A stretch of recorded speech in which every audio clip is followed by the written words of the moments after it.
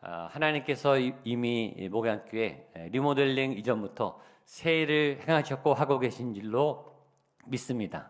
이미 변화가 시작됐습니다. 옆에 분에 한 번 더 선포하세요. 변화는 시작됐습니다. 새 판이 짜지고 있습니다. 변화여 새 사람 되십시오. 지금 세상은 AI로 혁명이 일어나고 있습니다. 지금의 모든 패러다임이 2년, 3년 내로 모든 직업군, 또 세계 모든 문화, 시스템 뭐 다 바뀔 거라고 다 예측합니다. 그리고 그 예측은 누구도 할 수 없다. 인공지능이 도래하는 이 시대에는 누구도 예측할 수 없다. 5년 후, 10년 후를 아무도 예측할 수 없다.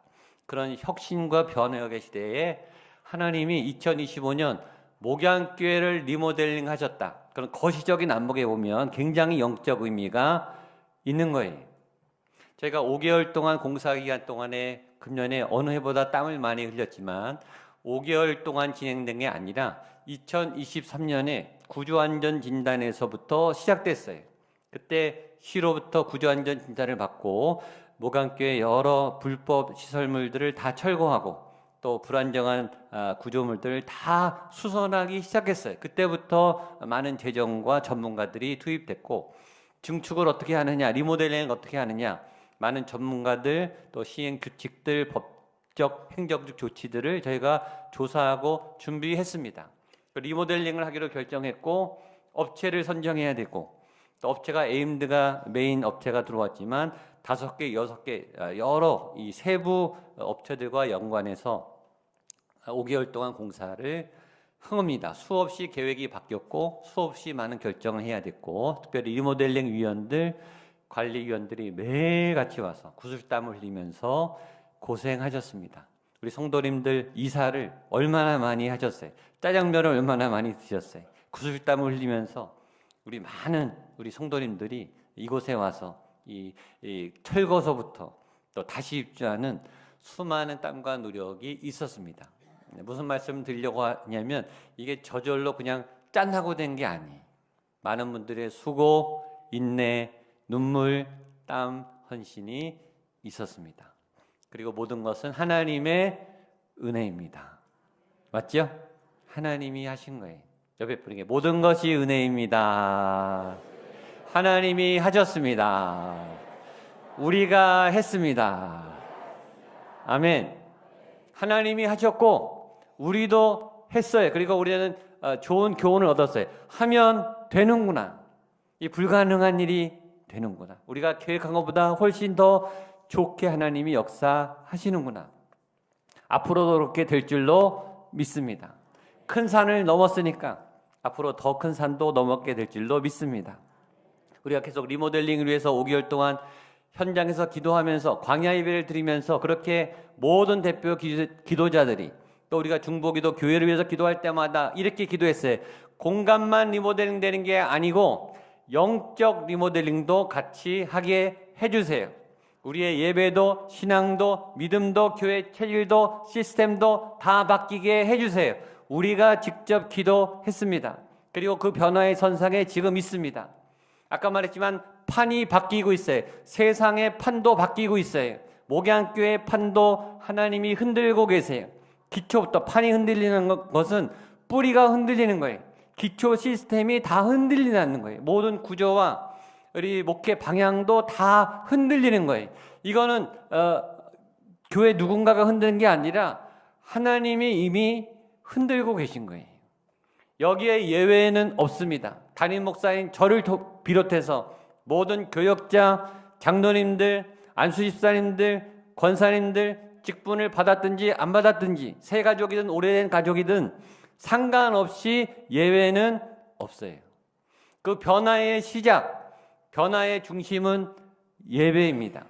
오늘 성경이 그래서 예배의 변화가 시작된다고 말합니다. 1절 말씀을 같이 보겠습니다. 시작. 그러므로 형제들아 내가 하나님의 모든 자비하심으로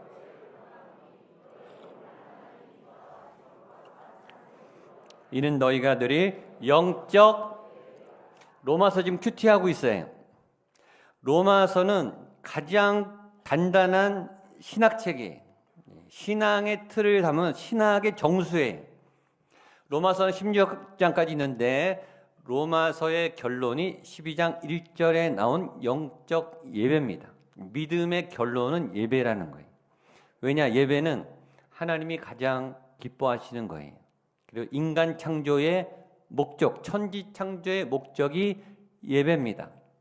우리가 잘 아는 이사야 43장이 있습니다. 같이 보겠습니다. 시작. 이 백성은 내가 나를 위하여 지었나니 나를 찬송하게 하려 함이라. 나는 왜 태어났나? 하나님을 찬양하기 위해. 모든 피조 세계는 왜 지음받게 되었는가? 하나님께 영광을 돌리기 위해서, 예배하기 위해서.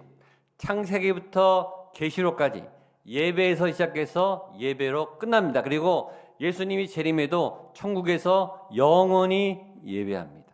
그리고 목양교회는 예배에 목숨을 거는 교회, 모든 에너지, 모든 인원을 예배에 최우선시합니다. 그걸 우리도 알아요. 다른 교회들도 다 알아요. 목양교회 예배 좋다는 건 다 알아요.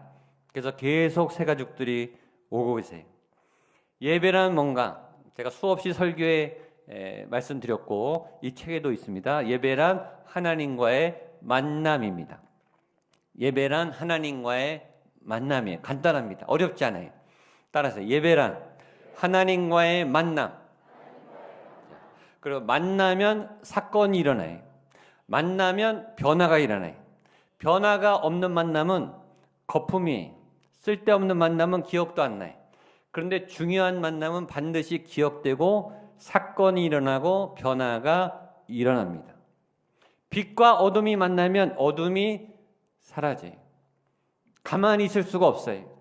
죄인과 하나님이 만나면요, 강한 게 이깁니다. 죄인이 이깁니까? 하나님이 이깁니까? 하나님이 이기죠. 죄인의 죄가 소멸됩니다. 질병, 고통하고 하나님이 만나면 질병이 떠나가요. 그래서 치유가 일어나는 거예요. 예배하다가 치유가 일어나고 찬양하다가 기도하다가 치유가 일어나요. 죄가, 질병이 남아 있을 수가 없다고요. 그런데 그렇게 예배를 많이 드리고 그렇게 하나님 앞에 나왔는데 계속 죄가 남아 있어요. 그 사람은 예배를 드렸지만 예배 안 드린 겁니다. 하나님을 만났는데 변화가 없다. 안 만난 겁니다. 하나님을 만났다면 변화하지 않을 수 없어요. 어떻게 똑같을 수가 있어요? 예배 드리기 전하고 후가 어떻게 똑같냐고요. 똑같은 거는 예배 행위는 했으나 하나님을 만난 건 아니고 고로 예배 드린 게 아닙니다. 하나님을 만나면 하나님의 영이 임해서 하나님의 생각이 올라와요. 깨끗한 생각을 하게 돼요. 내 묵은 감정과 쓰레기 같은 내 안의 상처들이 치유가 돼요. 하나님의 일을 하고 싶어요. 하나님을 따라가고 싶어요. 하나님께 헌신하고 싶어요. 기도를 했는데 시간이 막 가요. 근데 기도를 멈추고 싶지 않아요. 말씀 속에 막 빠져들어서 말씀이 꿀과 송길보다 더 달아요. 그것이 하나님을 만난 예배자의 증상이에요. 저와 여러분에게 이런 진짜 예배가 이루어지게 되기를 축복합니다. 그러면 우리에게 유익은 뭔가? 하나님은 영광 받으시고 예배를 드리면 유익은 뭔가? 역대상 18장 6절 말씀을 보겠습니다. 시작. 다윗이 다메섹 아람의 수비대를 두매 아람 사람이 다윗의 종이 되어 조공을 바치니라. 다윗이 어디로 가든지 여호와께서 이기게, 뒤에가 중요해요. 다윗이 어디로 가든지 여호와께서 이기게 하시니라. 따라서 다윗이 어디로 가든지 여호와께서 이기게 하시니라. 아멘. 나에게 적용해서 내가 어디로 가든지 여호와께서 이기게 하시니라. 아멘. 옆에 분에게 당신이 어디로 가든지 하나님이 이기게 하십니다. 자, 왜 다윗이 갔는데 하나님이 이기게 하십니까? 다윗이 예배자니까. 다윗은 왕이 되자마자 예루살렘을 탄환하고 거기서 다윗의 장막을 설치해 놓고 하나님의 법궤를 안치하는데 모든 에너지를 쏟았어요. 그리고 다윗의 장막에 법궤를 안치한 다음에 성가대 4,000명을 뽑아서 계속 로테이션 교대로 24시간 내내 하나님의 장막에서 예배가 멈추지 않는 국가 예배 시스템을 만들었어요. 여러분 4천 명이 매일 24시간 찬양해요, 기도해요, 말씀을 선포해요. 전국 방방곡곡에 하나님의 임재가 퍼져나가는 거예요. 그게 다윗의 통치 이념이 예배. 다윗은 예배자예요. 하나님이 함께 하시니까 다윗이 가는 곳마다 하나님이 함께 하셨고 다윗은 싸움에서 이기는 거예요. 예배자를 이길 사람은 없어요. 하나님을 이겨야 되니까. 누가 하나님을 이기겠습니까? 어떻게 다윗은 그런 예배를 드릴 수 있었는가? 예배의 본질 1절 말씀 로마서 12장 1절 한 번 더 읽겠습니다. 시작. 그러므로 형제들아 내가 하나님의 모든 자비하심으로 너희를 권하노니 이는 너희가 드릴 영적 예배니라. 영적 예배가 뭔가 그 앞에 바로 있어요. 너희 몸을 하나님이 기뻐하시는 거룩한 산 제물로 드리라. 예배는 뭐예요? 드리는 거예요. 우리는 은혜 받으려고 와요. 응답 받으려고 온다고요. 하나님께 뭔가 아쉬운 게 있어서 와요. 교회 안 다니다가 갑자기 오고 새벽기도 안 다니다가 갑자기 오는 분들은 분명히 뭐 사고가 터진 거예요. 긴박한 일이 있어서 온 거예요. 뭘 얻어내려고 와요. 예배의 기초가 안 돼 있는 분이. 새 가족은 이해됩니다. 초신자는 이해해요. 그러나 오래된 분들이 이렇다면 예배 신앙의 기초가 잘못된 거예요. 신앙은 믿음은 드리는 겁니다. 받는 게 아니에요. 그것도 내 몸을 산제물로 통째로 드리는 겁니다. 드리는 게 뭐죠? 희생하는 겁니다. 손해보는 거라고요. 내가 하고 싶은 거를 꺾고 내가 쓸 돈을 참고 하나님께 다 몽땅 맡기는 거예요. 희생이 필요해요. 수고 헌신이 필요해요. 많은 분들은 또 드리긴 드리면서 받을 거를 염두하고 드린다고요. 내가 한 10을 드려놓고 한 100을, 100, 200을 받기를 원해요. 그건 드림이 아니라 투자예요. 비즈니스가 아니에요. 예배는 비즈니스가 아닙니다. 많은 분들이 계산을 해요. 유익을 따져요. 가성비를 따진다고요. 하나님이 내가 이걸 드리는데 돌려받을 걸 계산하고 드리는지 안 드리는지 알까요? 모를까요? 다 알죠. 네가 드리는 예물은 내가 안 받겠다. 그건 투자잖아. 너 나랑 거래하자는 거잖아. 그런 예물은 안 받으십니다. 하나님은 거룩한 믿음의 산제상, 순수한 제물, 순수한 예배를 원하세요. 그리고 삶으로 이어지는 예배. 예배를 숙제처럼 마치고 자 예배 드렸다. 숙제했다. 네. 일주일은 내 마음대로 마음껏 살자. 그건 종교인입니다. 예배 행위를 한 거예요. 그러나 예배를 드린 건 아니에요. 진짜 예배자는 하나님께 예배를 드리고 은혜를 받고 삶의 현장에 나가서 가정에서 학교에서 직장에서 그 하나님의 나라를 이루어내기 위해서 삶으로 몸으로 살아내는 사람이 참된 예배자예요. 나의 예배는 삶으로 이어지는가 안 이어지는가에 따라서 달라집니다. 아서 애쉬라고 하는 유명한 미국의 테니스 선수가 있어요. 이분은 3대 그랜드 슬램을 다 달성하고 미국 US 오픈 그 경기하는 장소 이름이 아서 애쉬 스테디움이 이 사람의 이름을 따서 이 사람이 얼마나 잘했고 미국의 테니스 영웅인지 이 사람을 지금도 미국 사람들이 좋아해요. 스테디움 이름을 이 사람 이름을 땄어요. 근데 이분이 미국의 영웅 같은 테니스 선수인데 1988년에 수술을 받다가 수술 받을 때 수혈을 받잖아요. 수혈을 받는데 잘못해서 에이즈 환자 피를 수혈받았어요. 그래서 에이즈에 걸립니다. 그래서 에이즈와 투병을 하다가 5년 동안 투병하다가 죽습니다. 안타깝게 죽어요. 그러니까 아주 미국의 큰 충격적인 사건이죠. 그때 사람들이 어떻게 당신 같은 영웅에게 이런 비극이 일어났는가? 하나님은 도대체 뭐 하시는가? 왜 당신 같은 위대한 사람의 인생을 꼬꾸라뜨렸는가? 라고 막 질문을 했어요.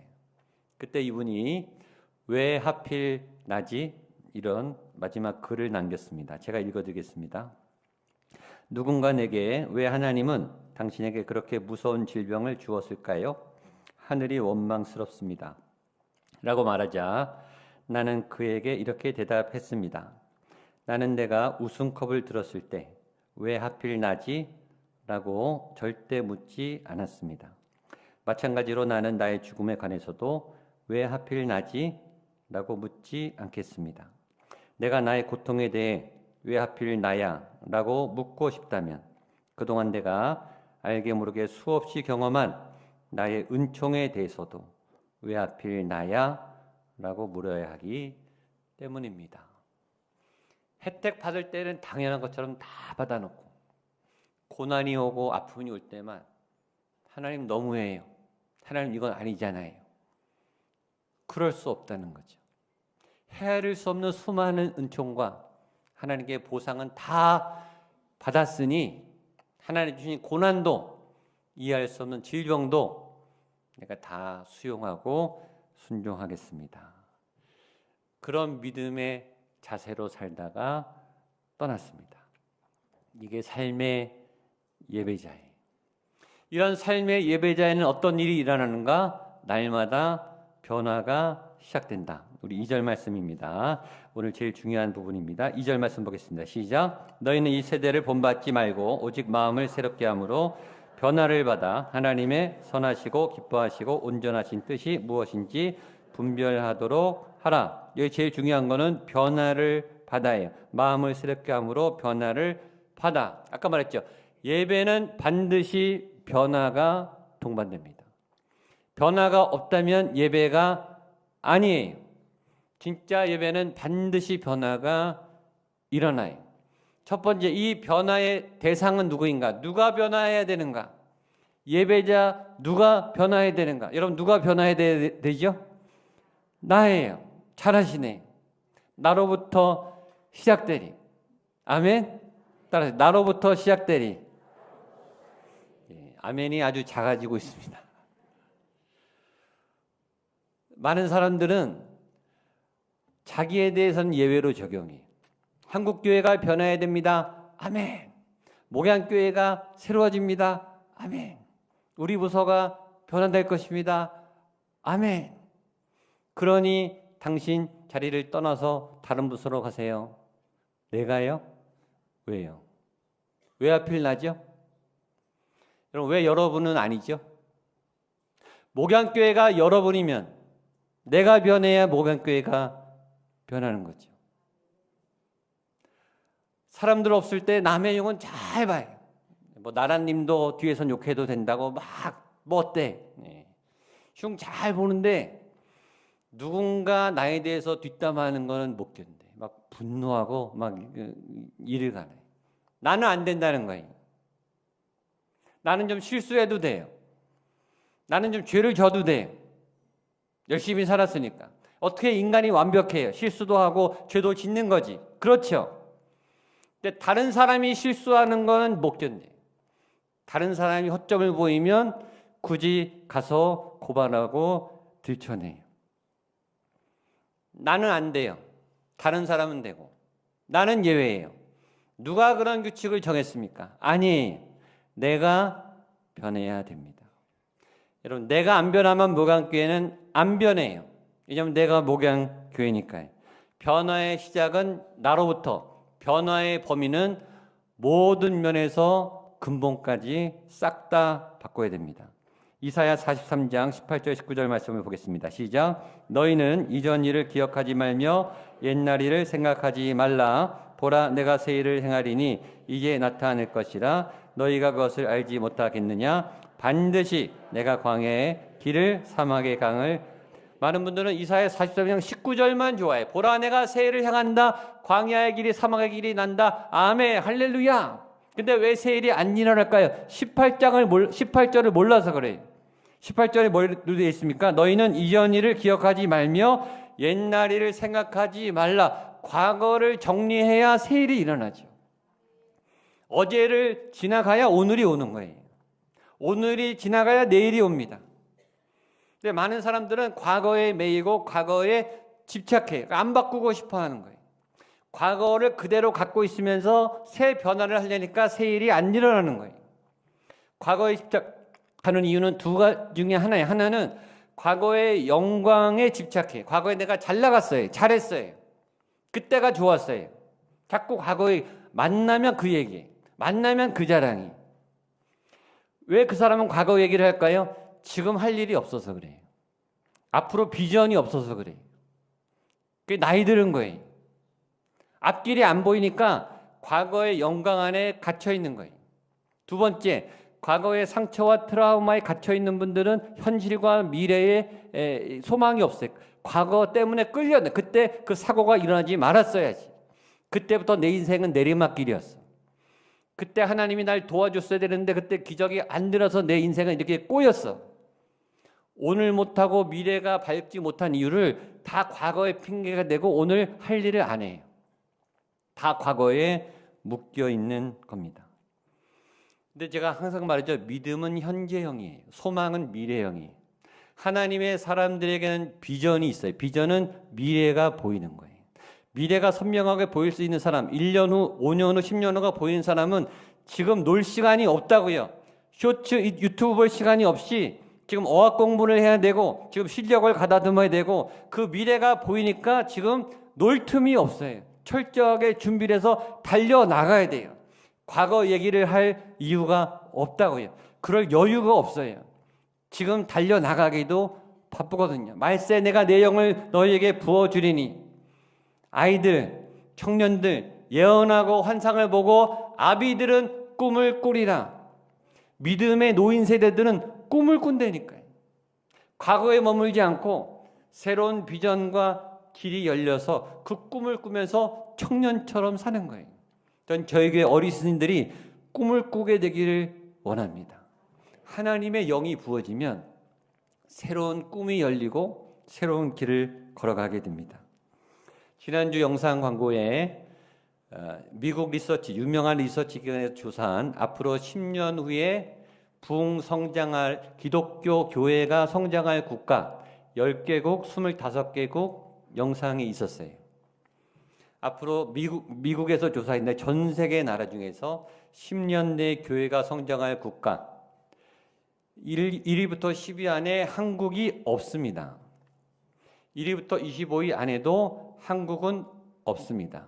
그 말은 뭐냐면 한국 교회도 알고 세계 교회도 이미 한국 교회는 부흥이 꺾였다. 더 이상 부흥하지 않는다.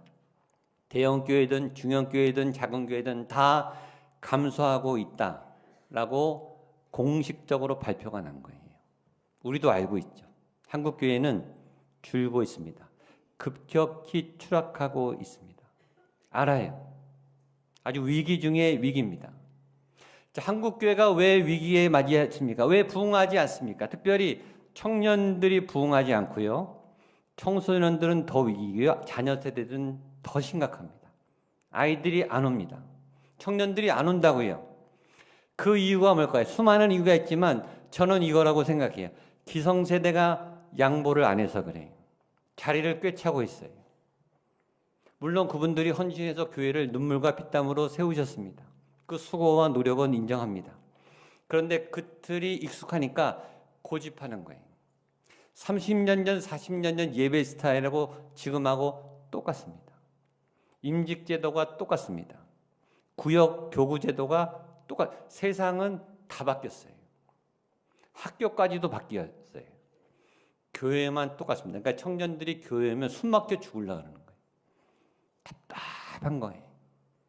새 찬양을 안 하고 성경 공부 똑같고 1년 프로그램 똑같아. 그러니까 청년들과 젊은 세대들이 올 자리가 없으니까 교회 기껏 왔는데 우리 자리가 없어요. 당연히 안 오죠. 많은 분들은 그렇게 얘기해요.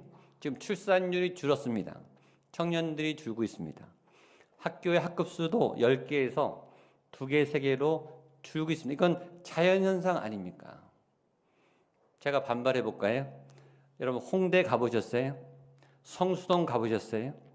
젊은이들이 바글바글합니다. 주말에 공휴일에 스타필드 가보세요. 3040 아이들 바글바글합니다. 맛집에 가면 청년 아이들이 또 우리 중고등부 아이들이 2시간, 3시간 줄 서서 기다려서 맛집에 갑니다. 한국의 어느 교회에서 청년들이 2시간, 3시간 줄 서서 예배하려고 옵니까? 사람이 없어서 문제가 아니에요. 출산율의 문제가 아니라고요. 청년들에게 자리를 내어줘야죠. 아이들이 즐겁게 올 수 있는 문화 공간과 영적 분위기를 바꿔야 돼요. 그렇지 않은 한 다음 세대는 없습니다. 기존 세대가 혁신적으로 바뀌지 않으면 목양교회 미래도 없어요. 다행히 목양교회는 부흥하고 있습니다. 청년들이 오고 있고 교회 학교가 부흥하고 있어요. 아직은 다행히. 그러나 이 시기에 이 때를 놓치면 목양교회도 예외가 아니에요. 제가 기대하고 있는 두 그룹이 있습니다. 최근에 목양교회 리모델링 하면서 2023년부터 저희 교회 성령의 바람이 불어서 새롭게 영적 분위기가 고조되고 있어요. 금요 성령 집회 우리 장로님들 다 나오십니다. 장로님들이 받기가 제일 어려워요. 근데 우리 장로님들은 그 현장에 오셔서 기도하세요. 직장 때문에 못 오시는 분은 영상으로 같이 참여하세요. 금요 성령 집회 스텝 대부분이 우리 교회 권사님들이십니다. 안수 집사님들이 오고 계세요. 이 새로운 변화에 가장 받기 어려운 우리 중심 항존직들이 가장 일선에 와서 기도하고 엎드리고 예배하고 말씀 읽고 찬양합니다. 소망이 있는 거예요. 또 하나 주목하고 있는 그룹은 새가족들이 최근 2년 3년 내에 등록한 새가족들, 초신자들, 우리 교회 와서 처음 예수 믿는 분들이 모든 예배 다 나오고요. 모든 봉사, 교회 청소, 선교, 아울리지 다 갑니다. 이분들이 막 불을 받았어요.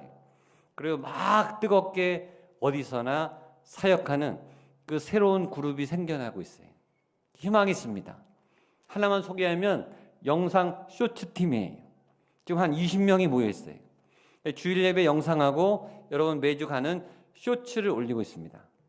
지금 저희 교회 온라인 교인이 4,200명이 점점 늘어가고 있어요. 매주 쇼츠 시청률이 점점 횟수가 올라가고 있어요. 여러분 그 팀들이 20명이 그 30초짜리 쇼츠를 만들기 위해서 이틀 3일을 매달리는 거예요. 그런데 말씀을 요약하니까 제 주일 설교한 말씀을 20번, 30번씩 계속 듣는 거예요. 그러니까 말씀이 새겨지지 않을 수 없죠. 그러니까 은혜가 넘치는 거예요. 이건 이전에 없던 사역입니다. 그러니까 새 사역이에요. 새 시대에는 새로운 사역이 열릴 거예요. 그러니까 기존에 했던 사역을 하지 말고 하나님이 부르시는 시대에 맞는 젊은 세대를 움직일 수 있는 새 사역을 열어줄 거니까 그 사역으로 나가게 되시기를 축복합니다. 그 새로운 변화예요. 자, 마지막 2절을 보겠습니다. 2절 시작. 너희는 이 세대를 본받지 말고 믿음을 새롭게 함으로 변화를 받아 하나님의 선하시고 기뻐하시고 온전하신 뜻이 무엇인지 분별하도록 하라. 거기 변화를 받아의 동그라미 치세요. 이게 시제가 중요해요. 시제. 변화를 받아의 시제는 현재 완료 진행형입니다. 굉장히 중요해요. 현재 완료 진행형. 한번 따라하세요. 현재 완료 진행형. 현재 완료 진행형. 이 시제는 이런 시제. 과거에도 계속 변했고 지금도 끊임없이 변하고 있으며 앞으로도 계속 변하고 있을 시제가 이거예요. 그러니까 우리가 교회에서 예배자들이 변화한다는 것은 과거에도 계속 변해왔어야 했고 지금도 끊임없이 부단하게 변화해야 하며 앞으로도 계속 변화해야 하는 거예요. 변화는 힘듭니다. 변화는 고달퍼요. 우리는 익숙한 게 좋아요. 우리는 안전한 게 좋다고요. 변화하기 싫은 사람의 특징은 에너지가 없어서 그래요. 변화에는 에너지와 동력이 필요하거든요. 그래서 믿음하고 연관인 거예요. 자, 여기 보면 변화를 받아 이렇게 돼 있죠. 하나님의 은혜가 임해서 변화를 받을 에너지가 생겨야 변화가 가능한 거예요. 그러니까 성령 충만하고 믿음이 충만해서 내 안에 하나님의 에너지가 차면 변할 수 있는 거예요. 저와 여러분들이 은혜 받게 되기를 축복합니다. 성령 충만하게 되기를 축복합니다. 그래야 변화가 가능해요. 어떠한 변화? 마음을 새롭게 해서 하나님이 이끄시는 변화, 새 시대 새 교회를 향한 변화. 지금까지의 목양교회가 아닌 전혀 새로운 교회. 지금까지의 목양교회를 다 잊으십시오. 지금까지 여러분의 믿음을 다 잊으세요. 새 일이 일어날 거예요. 새 교회가 될 거예요. 새로운 여러분의 믿음의 성숙이 일어나게 될 줄로 믿습니다. 옆에 분에게 인사하세요. 오늘부터 1일입니다. 오늘부터 시작입니다. 그렇게 변화하는 저와 여러분 되시기를 축복합니다. 기도하시겠습니다. 하나님 아버지 감사합니다. 새롭게 이루어진 공간을 통해 우리의 믿음도 영적 리모델링도 새롭게 오늘부터 시작될 줄로 믿습니다. 우리는 약하고 우리는 안주하고 싶으나 예수 그리스도의 생명의 능력이 우리 속에 들어와 변화를 받고 새 사람이 되고 새로운 하나님의 나라가 이루어지게 하는 하나님의 거룩한 교회 믿음의 사람 되게 하여 주옵소서. 예수님의 이름으로 기도하옵나이다. 아멘. 다 같이